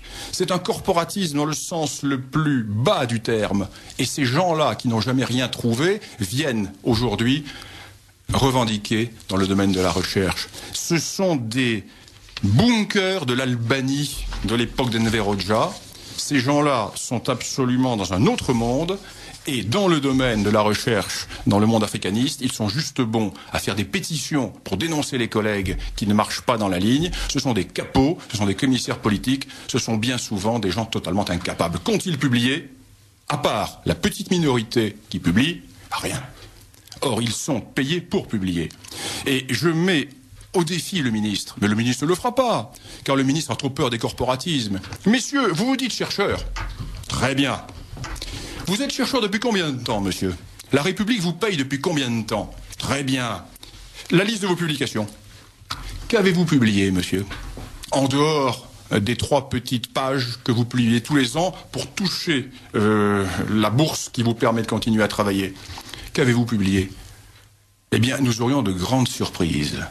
Parce que parmi ces chercheurs en sciences humaines, notamment dans les matières africaines, eh bien, le rapport entre les postes et le nombre de pages publiées serait tout à fait étonnant et conforterait tout à fait le rapport qui a été fait par la Cour des comptes. Voilà ce que j'avais à dire simplement sur ce domaine. Alors, ceci étant, il y a des domaines dans lesquels il est évident qu'il y a de purs scandales quand l'on voit des laboratoires qui, eux, sont efficaces, qui, eux, marchent, avec des gens compétents et des gens dévoués qui n'ont pas de crédit. Ils n'ont pas de crédit. Pourquoi? Parce que les cloportes leur bouffent les crédits. Il faut simplement... Ce n'est pas un problème de crédit, c'est un problème qu'il y a 2/3 d'incapables qu'il faut renvoyer leurs chères études. Comme à l'université. Si l'on commençait à l'université par noter les professeurs, si l'on commence à demander aux étudiants de noter les professeurs, moi je suis un partisan que les étudiants notent les professeurs, mais absolument. Les étudiants, vous aurez 5% de gens qui vont noter selon des critères qui ne seront pas réguliers. Mais vous allez voir, dans un amphi de 400, moi je ne crains pas la notation. Je ne crains pas la notation, et tout simplement parce que quand vous faites bien votre travail, quand vous êtes bon, les étudiants le savent très bien, qui craint la notation? Les frileux, les peureux, ceux qui lisent leurs cours, ceux qui sont incapables de tenir un amphi, ceux qui sont incapables de faire un colloque. Alors ça oui, alors on les retrouve dans les syndicats. On les retrouve dans les laboratoires de recherche. Ah, c'est douillet. On n'a pas de contact avec les étudiants. On n'a pas d'amphi à manœuvrer. On risque pas de se faire emporter par une vague contestataire. Mais on ne publie rien. Vous êtes comme les cyprès, grands tristes, et vous ne portez pas de fruits, messieurs. Seulement vous revendiquez dans la rue. Mais le gouvernement n'aura pas le courage de le leur dire. Seule la Cour des comptes a eu le courage. Mes chers collègues, voilà, vous voilà habillés pour l'hiver, et rendez-vous à bientôt. Est-ce qu'on a parlé de recherche africaniste. Est-ce que vous avez une idée des effectifs que ça représente Trop. Que cela représente en France? Trop par rapport à ce qu'ils publient. Vous savez, la recherche africaniste en France, si l'on met à part les quelques chercheurs qui vraiment sont de très bon niveau, car il y en a qui sont d'excellents niveaux, les 3/4 des recherches portent sur des domaines qui sont fondamentaux pour l'histoire de l'Afrique. Le statut de la femme à l'époque coloniale, la grève du port de Dakar en 1923, le salaire des postiers à Bobo Dioulasso sous la 4e République. Vous voyez, des sujets qui sont fondamentaux dans l'étude de l'avancée de l'histoire africaine. Non, nous sommes toujours dans ce domaine qui est un domaine contrôlé par les syndicats, pensée marxiste. Nous n'en sortirons pas. Les rois de France avaient une politique qui était magnifique. Dans l'immense réalisme des rois de France, quand ces chers rois de France constaté qu'une institution n'était pas réformable, il l'a laissée mourir. Et il créait autre chose à côté. L'avenir du CNRS, c'est sa mort. Il faut le laisser mourir. Et la recherche doit revenir à l'université. Pourquoi créer le CNRS? C'est notre vocation à nous, universitaires, de faire de la recherche. Nous sommes des enseignants-chercheurs. Pourquoi avoir retiré la recherche de l'université? À l'heure actuelle, c'est dans l'université que se font les recherches les plus importantes. Mais, il y a la dictature des syndicats, là aussi. La dictature des syndicats du secondaire qui ont pris en main le ministère de l'Éducation nationale et qui veulent secondariser l'université. L'on veut pédagogiser l'université. Ce qui fait qu'en pédagogisant l'université, l'on nous rassemble sur des domaines qui ne sont pas les nôtres, on nous fait faire de la pédagogie, alors que nous sommes là pour faire de la recherche et faire passer la recherche à nos enseignants. Ce n'est pas la vocation du CNRS. Le CNRS avait comme vocation au départ la recherche dans des domaines excessivement pointus, excessivement lourds, dans lesquels l'université ne peut pas travailler. Mais les 3/4 des recherches, les 3/4 des laboratoires qui sont existants au CNRS dans le domaine des sciences humaines pourraient passer sans problème à l'université. Et nous ferions une économie de moyens, une économie de personnel, et surtout, nous rendrions sa vocation à l'université. Mais il y a des domaines quand même, des disciplines où l'enseignement universitaire reste limité. Je pense par exemple à la préhistoire, par exemple. Il y a peu de chaires dans l'université dans ce domaine, donc il faut bien qu'il y ait une instance, une structure où on puisse avoir des gens qui travaillent, des chercheurs. Bon, je pense à la préhistoire où on pourrait évoquer aussi certains domaines un peu particuliers, mais qui n'en sont pas moins importants. Certaines disciplines archéologiques, par exemple. Mais je ne suis pas du tout d'accord. Ces disciplines sont des disciplines qui peuvent très bien et qui étaient auparavant à l'université. Ces disciplines sont des disciplines qui ont leur vocation à l'université. Il est bien évident que lorsque vous avez un laboratoire de thermoluminescence, ce laboratoire devrait être davantage dans un centre de recherche spécifique, mais qui peut très bien être en liaison avec l'université. Regardez à Lyon. À Lyon, nous avons le centre de datation isotopique qui est à l'université Lyon 1, qui est parfaitement intégré à l'université. Moi, j'ai beaucoup travaillé avec eux quand je faisais de l'archéologie au Rwanda. Ouais. Toutes mes datations carbone 14 ont été faites là. Bon, nous sommes en liaison parfaite. Il y a, si vous le voulez, avec ce CNRS, une féodalité syndicale. Les marxistes, qui n'avaient pas le contrôle de l'université, qui n'avaient pas le total contrôle de l'université dans les années 50-55, ont pris le contrôle du CNRS et en ont fait leur petit cocon, qu'ils ont retiré du pot commun de la recherche et de l'université, et ils sont aujourd'hui comme des escargots dans leur coquille, totalement sclérosés, et ils appellent au secours. Ils se sont tirés une balle dans chaque pied, et maintenant ils appellent au secours. Qu'ils crèvent, et que la recherche revienne à l'université. Ces gens-là ont aujourd'hui le résultat de leur politique. Ils ont le résultat de ce marxisme, de ce corporatisme, de ce refus de mise en question. Ces certitudes, ils sont comme les intermittents du spectacle. Ce sont des poules de luxe. C'est tout ce que je pouvais dire sur la question, mais c'est important de le dire tout de même, parce que nous sommes là face à un grand problème, car la recherche française est effectivement menacée. Elle n'est pas menacée par des manques de crédit, elle est menacée parce que, parmi les chercheurs, il y a une grande proportion d'incapables. Et comme il n'y a pas de sélection, et comme il n'y a pas de notation, les bons payent pour les incapables. Que les incapables fassent autre chose, et il y aura plus de crédit pour les capables. Allez leur expliquer cela. C'est pas possible. Vous déclenchez la révolution. Et la question, oui, la grande question d'identité, c'est les difficultés, l'état de crise que connaît la République française, unitaire, jacobine, et qui est en train d'exploser face à l'apparition de ce qu'on appelle les communautarismes, face à l'apparition tout simplement de communautés. Ce que les Britanniques gèrent sans gros problème. mais parce que leur tradition est totalement différente. Leur tradition est ségrégationniste. Leur façon d'aborder le sujet est totalement différente.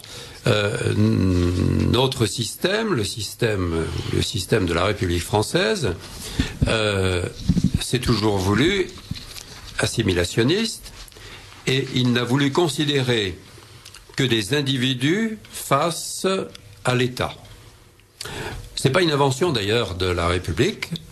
C'était déjà une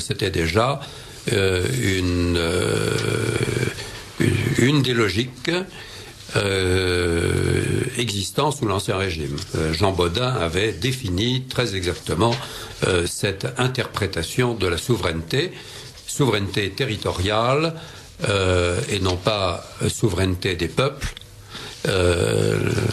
L'État est formé d'individus vivant sur un même territoire face à un pouvoir central. Alors c'est ce que nous connaissons effectivement. Et telle est la doctrine de la République française. Mais cette doctrine, de façon inattendue, se trouve contredite par une réalité qu'a voulu la République française. Cette réalité, c'est l'immigration voulue de populations non européennes, totalement étrangères à l'Europe, et qui se révèlent en tant que population inassimilable. Des individus venant de ces populations peuvent s'assimiler. Il y a des exemples, certes, qui ne sont pas négligeables. Mais ce que n'a pas compris, ou ce que les dirigeants républicains n'ont pas compris depuis 30 ou 40 ans que cette politique d'immigration systématique a été menée, et avec une amplification, oui, depuis 30 ans surtout, ce qu'ils n'ont absolument pas compris, c'est qu'ils n'apportaient pas des individus comme autrefois, lorsque l'on faisait venir des travailleurs italiens, des travailleurs polonais, etc., ou aujourd'hui encore des travailleurs portugais qui sont européens et qui peuvent très facilement s'assimiler. Au bout d'une génération, il n'y a plus aucun problème, il n'y a plus de difficulté. Là, ce qui a été fait, c'est d'introduire sur notre territoire des populations extrêmement nombreuses qui n'appartiennent pas à notre culture, qui sont différentes en tout et qui n'arrivent pas comme des individus mais qui arrivent comme des groupes ethniques. C'est-à-dire qu'au lieu d'importer des individus, on a importé des groupes ethniques. Ce qui était ce que tout esprit un peu prévoyant aurait parfaitement pu concevoir et aurait pu voir, mais qui n'a absolument pas été vu, à la fois par les idéologues qui ont inspiré cette politique, par les hommes politiques qui l'ont appliquée, par les économistes aussi qui ont inspiré cette politique, il faut bien le dire, qui ont joué un rôle, qui ont une responsabilité lourde. Et on se retrouve aujourd'hui, non pas avec des individus, mais on se retrouve avec des groupes ethniques. Et ce que l'on appelle depuis maintenant à peu près les années 80, c'est à ce moment-là que l'on a commencé à parler de communauté. Avec le regroupement familial. Bien sûr. Décidé sous le président Giscard d'Estaing, Premier ministre Jacques Chirac. Jacques Chirac. Dont les conséquences, ben oui, les conséquences, évidemment, c'est d'introduire des groupes. C'est d'introduire des groupes ethniques. Et ce que la France connaît aujourd'hui, c'est l'existence de territoires tribaux, en quelque sorte, sur son propre territoire, qui ne sont absolument pas contrôlés. C'est ce qu'on appelle les zones de non-droit. L'un des euphémismes habituels, en réalité, ce sont des territoires tribaux, que ces gens-là, ils ont leur propre logique. On ne peut pas leur reprocher d'ailleurs de vouloir maintenir leur propre existence ethnique, de maintenir leur propre tradition. Le reproche doit être fait en revanche aux autorités françaises qui ont pratiqué cette politique insensée et qui ont donc importé des groupes ethniques qui ne souhaitaient pas s'assimiler, qui étaient porteurs de culture forte, de religion forte, l'islam, puisque d'une façon générale, ces populations sont musulmanes, à une époque de renaissance importante de l'islam. Par ailleurs, ce sont des populations qui, d'une façon générale, venaient d'anciennes colonies françaises et qui avaient donc, à l'égard de la France, ancienne puissance coloniale, un vieux compte à régler. Donc une attitude d'hostilité. Alors on a vraiment cumulé tous les problèmes. Et alors nous les avons aujourd'hui. Alors évidemment, ils sont présentés sous des colifichets médiatiques du genre le voile. Alors tout à coup on crée un problème, du voile parce que il y a un certain nombre de demoiselles musulmanes qui appliquent les règles de leur communauté et de leur religion, et ces règles sont en contradiction avec les règles de la laïcité. Et alors on présente cela comme le problème de la laïcité. La laïcité est en cause. Mais ce qui est en cause, c'est pas la laïcité. Ce qui est en cause, c'est l'existence même de la France, tout simplement. Et ce qui est en cause, c'est la présence en France, encore une fois, de communautés ethniques qui sont actives, qui portent une culture qui en soi est parfaitement respectable, qui porte une religion qui en soi est parfaitement respectable, mais simplement il ne fallait pas les faire venir. Alors chez nos voisins d'outre-Manche, le problème numériquement est identique et peut-être même plus important, mais il n'est sociologiquement et politiquement pas du tout le même. Dans la mesure où il n'y a pas cette réalité, cette fausse réalité d'assimilation ou d'intégration, car ces immigrés qui vivent en Angleterre, en Grande-Bretagne, pardon, sont membres du Commonwealth. Ils sont en Grande-Bretagne, mais ils n'ont pas vocation à devenir gallois, écossais ou irlandais. Tandis que le système assimilationniste français fait que les immigrés sont postulés être un jour des Français de Dunkerque à Tamanrasset. On en revient toujours dans la même histoire. Donc c'est un problème très français qui se pose. Mais ça ne marche pas. Ça ne marche pas. C'est-à-dire que le système rencontre tout à coup une contradiction qui était imprévue. Alors qu'en Angleterre, ça marche. Et la Grande-Bretagne, c'est un cas. Plus ou moins. Mais en tout cas, ici, ça fait exploser le système. C'est-à-dire que le système républicain assimilationniste qui ne veut regarder que des individus explose. C'est ce qui fait que les plus hautes autorités de l'État sont contraintes elles-mêmes de reconnaître l'existence des communautés. C'est ce que fait le ministre de l'Intérieur.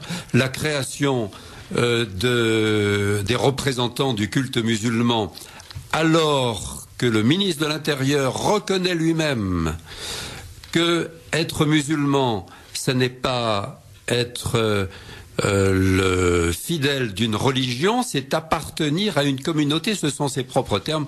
Nous les citons dans cet article. Donc, la République, par l'intermédiaire de ses plus hautes autorités, reconnaissent l'existence d'un principe destructeur de la République. C'est admirable, non ? Ah, c'est le grand écart.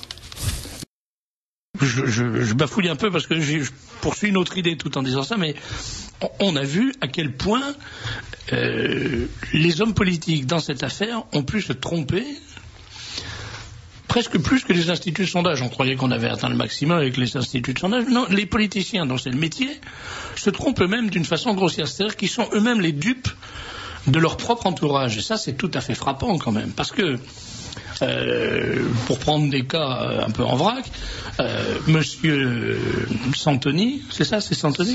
Santini. Vous voyez, j'ai même pas son nom en tête. Monsieur Santini était absolument certain de croquer le copé, comme il disait, le petit copé, je vais en faire qu'une bouchée, je vais le croquer. Bon, il n'a rien croqué du tout, il faut dire qu'il faut un sacré appétit pour croquer le copé. Moi, je préférerais me mettre à la diète, mais enfin, bon, chacun prend son plaisir où il le trouve. En tout cas, il l'a pas fait. Muselier, qui pensait qu'il allait passer les doigts dans le museau, il prend une claque. Et je trouve que c'est intéressant de voir à quel point ces gens se trompent, parce que sont plutôt de bons... Enfin, on peut imaginer comment ils connaissent le milieu dans lequel ils travaillent. Ils ont probablement une connaissance assez poussée des mécanismes électoraux, des grandes tendances électorales dans leur coin. Qu'est-ce qui peut expliquer cette erreur, sinon le rôle catastrophique des entourages ? J'ajoute le rôle des sondeurs, qu'ils payent et qu'ils payent fort cher. Ouais. Nous avons déjà évoqué ici le cas de l'Institut CSA, qu'on entend ces jours-ci sur toutes les ondes, et qui a vendu le même jour au PS et à l'UMP de Marseille des sondages où apparaissaient des écarts de 7 points. Alors, il se trouve qu'un reporter du Libre Journal s'est rendu dans une réunion du PCF où M. Stéphane Rosès, PDG de CSA, a pris la parole, ce qui était d'ailleurs fort regrettable parce que c'était assez ennuyeux et assez obscur, sa politologie. Mais le compte qu'il a rendu des chiffres en question de ces contradictions était encore plus obscur parce que notre reporter est allé le trouver à la fin de la réunion et lui a dit: Monsieur Rosès, comment se fait-il que votre société CSA a vendu des sondages le même jour à 2 clients marseillais avec 7 points d'écart? Rosès a commencé par dire qu'il n'était pas au courant de ce que faisait sa main droite à Marseille. Bon, c'est une petite bourgade sans importance, sans doute, et des clients pas importants. Et ensuite, quand notre reporter, pour essayer de l'aiguillonner, d'en tirer quelque chose, a prononcé le mot de crédibilité, alors à ce moment-là, il a piqué une énorme colère et les choses en sont restées là. Alors voilà des gens qui payent pour être... Là, c'est manifeste, pour être trompés. Tu veux, naturellement, on avait dit au PS qu'il allait être 7 points devant, et à l'UMP, on lui avait dit la même chose pour le même prix.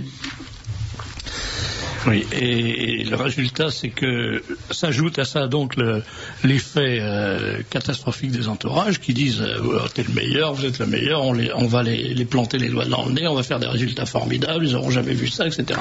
Le résultat, on le voit, c'est pas exactement ce qu'on pouvait espérer. On vérifiera à Orange l'excellence de la santé de la griffe, qui d'ailleurs fait l'objet de grands articles aujourd'hui dans la dépêche du Midi, va en faire l'objet sans doute, ne seront-ils pas très favorables, je ne me leurre pas, dans France ce soir, ou dans d'autres journaux, parce que demain il y a un grand procès à Toulouse, c'est le procès de Sainte-Capote. En tout cas, nous avons là une nouvelle fois remporté une première victoire. Je ne sais pas ce que sera ce procès, je ne sais pas ce que sera le résultat de ce procès. Mais toujours est-il que les dirigeants de Aide, qui organisent les défilés dits de Sainte-Capote, colossale finesse, pour les auditeurs qui ne sauraient pas, je suis navré de parler de ces choses-là, ce sont des misérables qui se déguisent en religieuses, c'est très nouveau, vous voyez, ça c'est vraiment... Oui, on faisait ça, je pense qu'à San Francisco, ils faisaient ça dans les années 70. C'est ça, jamais 30 ans il y a des tableaux de Clovis Trouille des années 20, et voilà. Puis le Marquis de Sade... Voilà, alors donc, défiler dans les rues de Toulouse, avec des préservatifs gonflés, tout ça pour conspuer le pape, enfin une colossale finesse une fois de plus, mais moi je n'accepte pas, parce que l'on tourne là en dérision les religieuses, et je rappellerai demain devant le tribunal que ça a commencé comme ça avant de guillotiner les religieuses d'Orange et de Béthune, que pendant la guerre civile espagnole on faisait avant les abominations de tels défilés, ça a donné 7000 religieuses violées, massacrées, déterrées, ça on ne le rappelle pas tellement souvent, sauf dans le dictionnaire de la réplique, que ça a donné la petite Edith Stein qui a été arrêtée sous ce voile aussi, et donc voilà, et puis alors je dois dire que je suis indigné de telles choses parce que ces associations reçoivent de l'argent public, de l'argent des collectivités. Alors elles sont mises à l'examen. C'est déjà un bon point. Il y a un juge d'instruction impartial qui donc a accepté la plainte de la griffe. C'est pas le premier. Nous en avons eu déjà quand même quelques dizaines, il faut le dire. Ensuite, les dirigeants de Aide ont refusé de se rendre à la convocation de ce juge d'instruction, prétextant qu'il n'irait tout de même pas, vous voyez, cet orgueil de classe, à la convocation d'un petit juge provincial. Cite. Alors le petit juge provincial leur a envoyé des gendarmes, qui les a saisis en pleine réunion de leur association, ils ont été menottés et conduits à Toulouse voir la ville rose à l'intérieur de leur cellule. Comme un vulgaire journaliste d'extrême droite. Comme un vulgaire journaliste d'extrême droite. Alors, donc, je dois dire que, bien sûr, cela les met dans un état d'indignation absolue, mais cette année, il n'y a plus de défilé de Sainte-Capote, ils intitulent ça le retour de la capote. Bon, c'est très bien. Alors, leur histoire va finir par capoter, mais je voudrais dire d'une manière plus grave. D'une manière plus grave qu'il y a quelque chose d'indécent dans ce qu'ils font. Parce qu'il y a des gens qui sont malades du sida.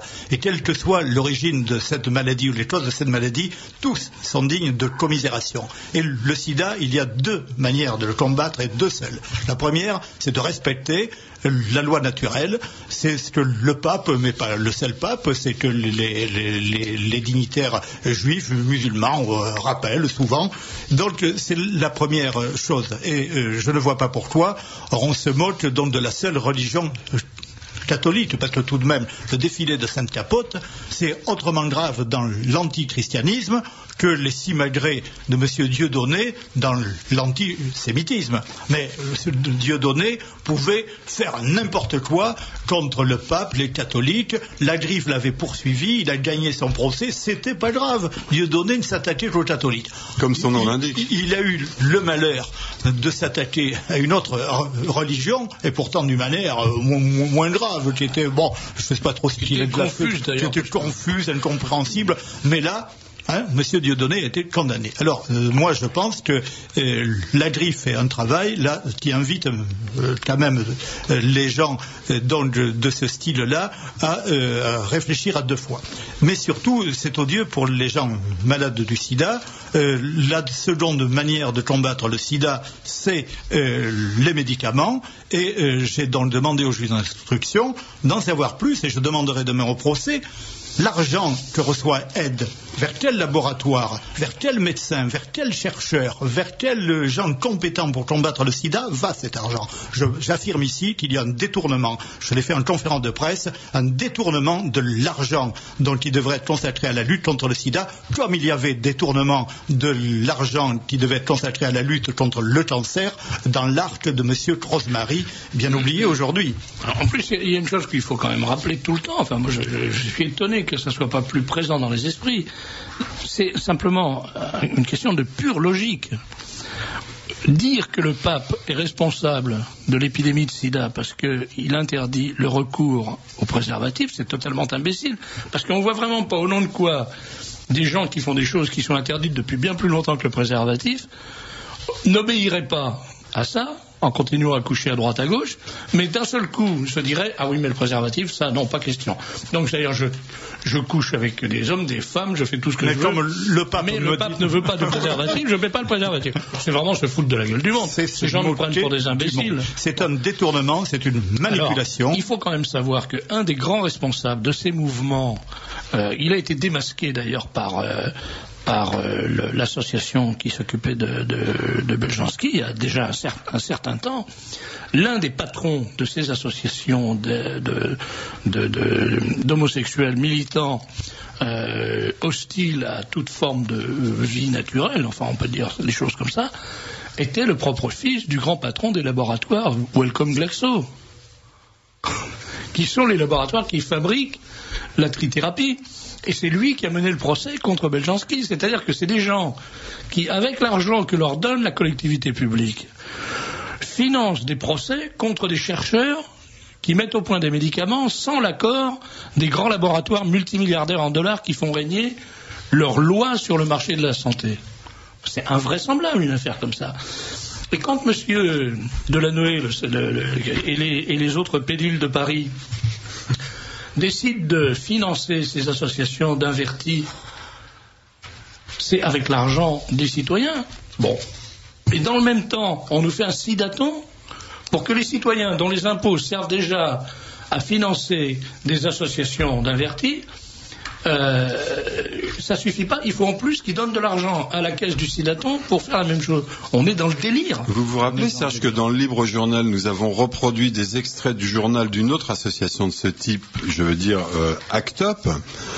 Donc c'était un journal luxueux qui était publié donc avec l'argent public pour injurier la puissance publique, ce qui est quand même formidable, et qui de plus ramassait encore de la main gauche en passant des publicités pour des cassettes dont il vaudrait mieux que je ne commence pas à les décrire, parce que là, nous, on serait sanctionnés immédiatement. C'était non seulement de la pornographie, bien entendu, non seulement de la pornographie homosexuelle, mais de la pornographie pédophile. Ouais. Dans le magazine d'Act Up.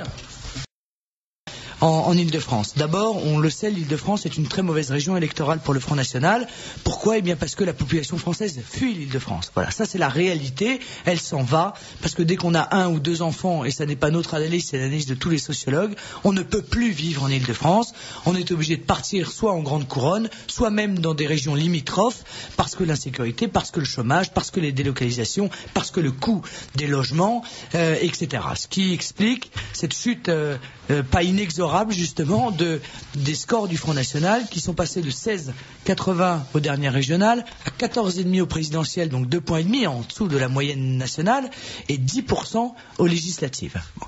Je crois que nous avons enrayé cette chute, mais il est évident que ça n'est pas en 6 mois que nous pouvons enrayer un phénomène comme celui-là. Et puis il y a un deuxième élément qui est entré en compte dans cette campagne, c'est la vraie fausse candidature d'opposition de Santini, qui à mon avis s'est révélée être une véritable escroquerie, dans lequel une véritable arnaque, dans lequel est tombé un certain nombre d'électeurs de l'UMP qui, de bonne foi, ont cru sanctionner le gouvernement en allant porter leur voix sur quelqu'un qui disait pique-pendre de ce gouvernement. Lui ou d'ailleurs son patron Bayrou, des incapables, des nuls, des incompétents, j'en passe et des meilleurs, et tout ça à la tribune de l'Assemblée nationale.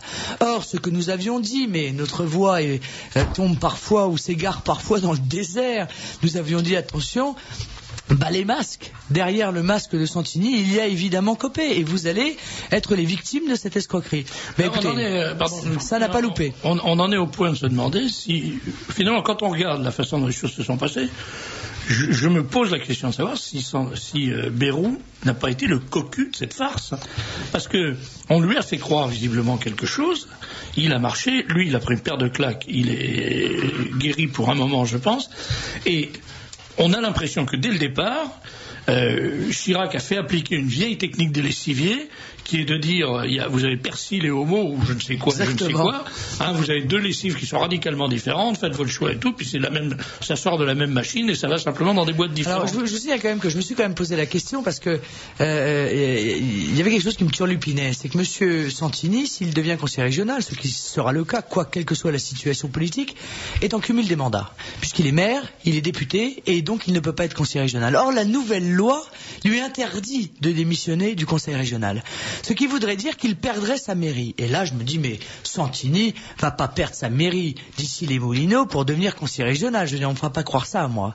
Eh bien, la réalité, c'est que c'est pas ces mandats-là qu'il va perdre. C'est son mandat de député, puisqu'il a décroché la promesse d'un ministère. Voilà. Donc, il s'est fait acheter à bon compte. Là, c'est un scoop. Oui. Ah oui, non, mais je vous le dis, oui, c'est un scoop. Oui, je vous dis qu'on lui a promis un ministère. Ah, on lui a promis. Alors, les promesses n'engagent que ceux qui elles sont faites, comme disait Pasqua. Mais il s'est vendu pour un portefeuille. C'est aussi dérisoire que ça, c'est aussi classique, hélas, dans cette classe politique qui est corrompue jusqu'à la moelle. Alors, ça pose quand même un problème, si vous voulez, c'est que il est vrai que nous nous sommes retrouvés avec un vote d'adhésion, les 12,26% dans une région qui est énorme. Je veux dire, 12,26% en Ile-de-France, c'est 450 000 électeurs. Hein. C'est quand même pas négligeable, c'est le moins qu'on puisse dire.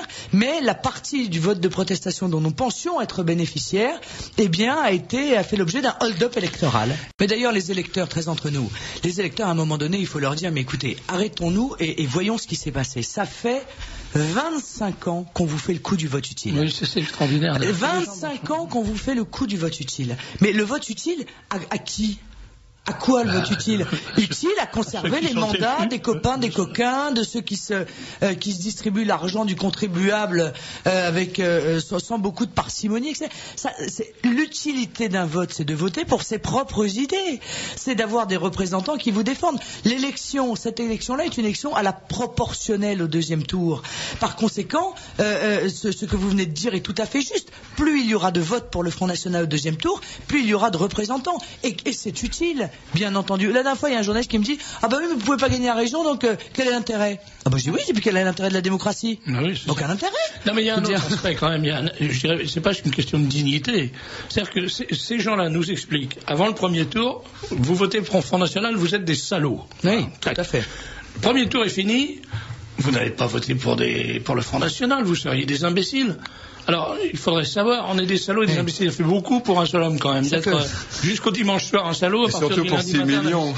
Bah oui, enfin, c'est dit le Front National sent bon, sont mauvais, mais les électeurs du Front National sont bons. Hein. Oui, c'est ça. C'est assez scandaleux. Enfin, quoi qu'il en soit, et il faut quand même lever aussi une autre ambiguïté, parce qu'on martèle que, enfin, il martèle d'ailleurs l'UMP que voter Front National, c'est voter pour la gauche. Il faut quand même rappeler un certain nombre de choses. Il faut quand même rappeler que c'est Chirac qui a fait élire Mitterrand. Il faut quand même rappeler que c'est Chirac qui a dissous en 97 et qui a fait élire la gauche. Il faut quand même rappeler que dans de multiples régions, dont l'Île-de-France et la PACA, ces régions ont toujours été de droite et que c'est l'UMP en refusant les voix du Front National qui a installé en Île-de-France M. Huchon au poste de président. Il faut tout de même rappeler que ces gens-là n'ont aucune moralité politique et que par conséquent, je veux dire, même s'ils nous tendaient la main, très honnêtement, non, merci parce que la main n'est pas très propre, c'est le moins qu'on puisse dire, et que ce mouvement l'UMP est encore dirigé par Monsieur Juppé. Et d'ailleurs, vous avez fait l'expérience en 98 de prendre la main de l'UMP dans les régions. Et vous avez reçu la leur sur la figure, si je me souviens bien. Comme à chaque fois. Et puis il y a un autre mensonge qui est diffusé là pendant toute cette semaine, c'est de dire Jean-François Copé et Jean-Paul Huchon sont au coude à coude. C'est faux. C'est faux. Mathématiquement, Jean-François Copé ne peut pas gagner la région. Pour la simple et bonne raison, et ça n'est pas à cause du Front National, c'est à cause de ses ennemis de l'UDF. Enfin écoutez, il est évident, et on le sait, c'est mathématique, toutes les études l'ont démontré, qu'il y a un très mauvais report de l'UDF sur l'UMP. Ça c'est la vérité, parce que cet électorat UDF d'ailleurs est constitué de gens de tous horizons. Il y a des socialistes. On a entendu beaucoup d'interviews à la radio qui disent, les gars disent, il n'y a absolument pas question qu'on vote pour l'UMP, on n'a rien à voir avec ces gens. Voilà, donc si vous voulez, quand Copé dit partout c'est le Front National qui va faire battre l'UMP, donc il faut voter pour l'UMP, non, c'est l'UDF qui fera battre l'UMP, et 13 d'entre nous, ça fait pas beaucoup de différence. Ça aussi, il faut le dire aux auditeurs, parce qu'ils font strictement la même politique, et que pendant 6 ans, et ça aussi il faut le savoir, pendant 6 ans, l'UMP a voté 98% des dossiers présentés par les socialistes et les communistes. 98%. Comme ils se partagent forcément. Bah oui, mais ils ont de bonnes raisons. Du coup, le Front National a été la seule véritable opposition au sein du Conseil régional d'Île-de-France. L'avantage de toute façon du maintien des listes Front National pour le deuxième tour, c'est que ça mettra ce genre de choses au clair, parce qu'ils ne pourront pas dire que le Front National a fait élire les socialistes, puisque les comptes seront là. On verra bien comment ça se passe. On verra bien que si les militants du Front National ont continué à voter Front National, c'est une affaire entre eux, je dirais, entre la gauche et l'UMP. Il faudra bien que... Non, mais le problème, c'est qu'il faut surtout que les électeurs du Front National se rendent compte qu'il faut qu'ils cessent de se faire balader, quoi. Parce que c'est vrai que ce vote utile, ça marche à la marge, mais ça marche un peu quand même, toujours. Il y a toujours des gens qui disent, quand même, la droite. Mais mettez-vous dans la tête que la droite n'est plus la droite. La droite, c'est l'image que vous en avez encore, des gens qui défendent la nation. Ça n'est plus la droite, ces gens-là ne défendent plus la nation, c'est terminé. Je citais tout à l'heure la déclaration de Copé, moi qui m'obsède, parce que ça me paraît tellement monstrueux, ça me paraît tellement un contraire à tout bon sens, que quand il a dit à une radio, une des premières décisions que je prendrai si je suis élu président de la région Île-de-France, ce sera d'organiser une campagne de sensibilisation des élèves des lycées et collèges à l'homophobie. Bon. Un socialiste dirait exactement la même chose. Et là, je trouve encore autre chose. Qu'est-ce qu'il vient de dire, M. Copé ? il vient de dire là, la semaine dernière, il a déclaré que le remède miracle contre l'antisémitisme qui ravage nos contrées, tout le monde l'a compris, il suffit d'ouvrir les yeux pour voir, c'est incroyable, le nombre de synagogues qui brûlent, de cadavres dans les rues et tout, on voit bien que c'est bien bon. Alors lui, il a dit, il y a un remède très simple, il faut que tous les enfants des écoles de toute la France fassent un pèlerinage à Auschwitz. Non mais Monsieur Copé, dans les urgences, vous comprenez? Je sais pas. Non mais je veux dire, Jean-François Copé est quelqu'un qui est un obsédé du communautarisme. C'est un obsédé. Il le dit d'ailleurs dans son livre Tout ce que je n'ai pas fait à l'ENA. Il dit je passais ma vie dans les fêtes algériennes, je ne ratais jamais une fête malienne en boubou. Et il a fait ça pendant toute la campagne. Il est allé voir les Berbères, il est allé voir les Portugais. Enfin vous me direz Monsieur Huchon n'a pas fait mieux. Il a proposé Monsieur Huchon l'antillais aux ressortissants d'outre-mer de payer le billet pour les laisser partir en vacances. Je veux dire, moi j'ai beaucoup d'affection pour les ressortissants d'outre-mer, mais pourquoi pas aller l'Orientais aussi, parce que le petit jeune qui habite à Lorient et qui veut aller voir ses parents, c'est la ligne la plus chère de France. Enfin, je veux dire, ils sont capables de dire et de promettre n'importe quoi pour pouvoir être élus, n'importe quoi. Or, ça va à l'encontre de tout ce que nous défendons. Nous défendons l'unité nationale, nous défendons la communauté de destin que nous avons, nous défendons l'idée même de l'existence du peuple français, et eux le morcellent. Ils le morcellent par la région, ils le morcellent par la décentralisation, ils le morcellent dans les esprits, et je crois que ça c'est catastrophique, et en cela ils ressemblent beaucoup, il faut le dire, à la gauche. Alors moi quand les gens me disent ah ben oui mais il faut pas taper sur la droite, et je leur dis mais écoutez, que la gauche fasse une politique de gauche, il faut la combattre parce que c'est une politique néfaste, mais que la droite fasse une politique de gauche, c'est de l'escroquerie, ça. C'est de l'escroquerie et de la trahison. Alors, quand on parle de la violence, par exemple, moi je veux bien, on nous parle de la violence tout le temps, mais enfin on est en République, qui est un régime qui est né dans les soubresauts, dans les secousses de la violence la plus sanglante qui soit, et maintenant on voudrait que ce soit un régime qui soit entretenu, qui soit un régime angélique. C'est pas angélique du tout. Et je trouve que les Français n'ont pas le bon sens, beaucoup de Français n'ont pas le bon sens de dire tout simplement, si on veut faire respecter la loi, il faut utiliser des armes coercitives. Mais le problème c'est qu'il y a une espèce, on leur a fait croire aussi, enfin je veux dire la classe politique, à son bénéfice exclusif évidemment, a fait croire aux Français qu'il y avait des fatalités. Alors ça, c'est la fatalité. Ah bah oui, mais l'insécurité, c'est la fatalité. La mondialisation, c'est la fatalité.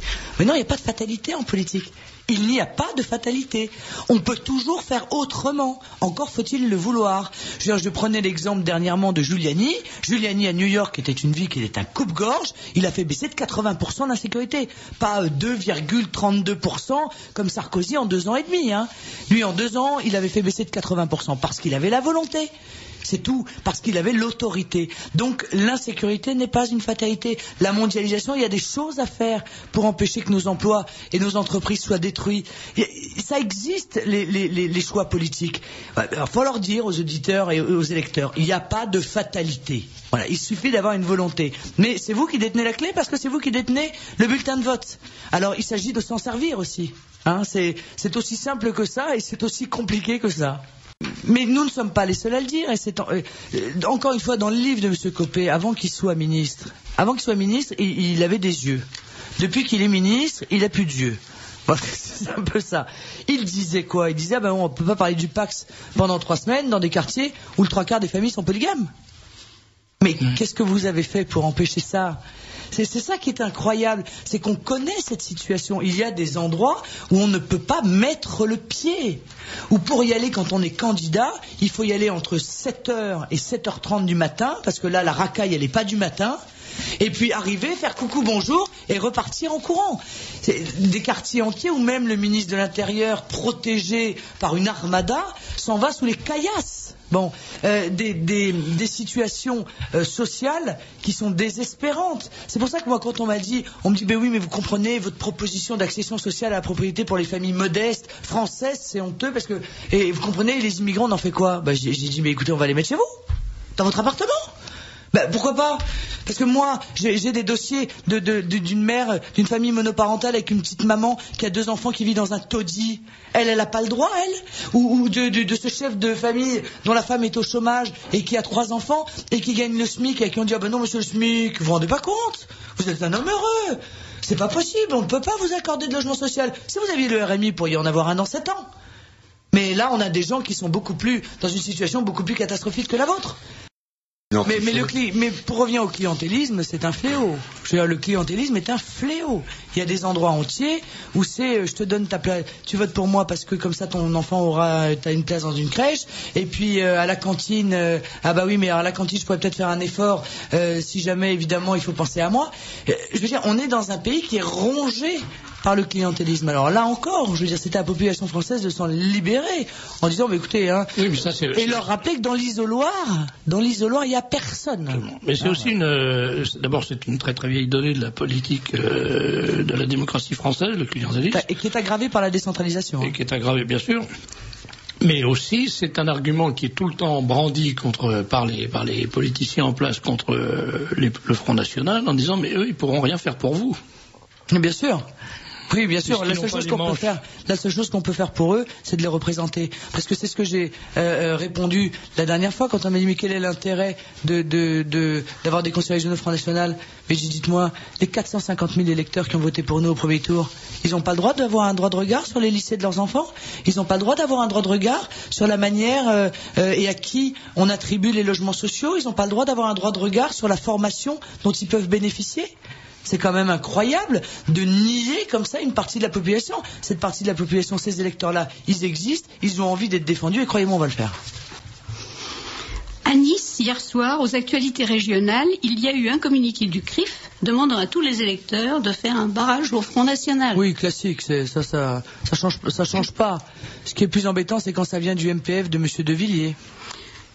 Ça, c'est légal du moins quand même, c'est ce dont on vient de parler. Voilà. Bon.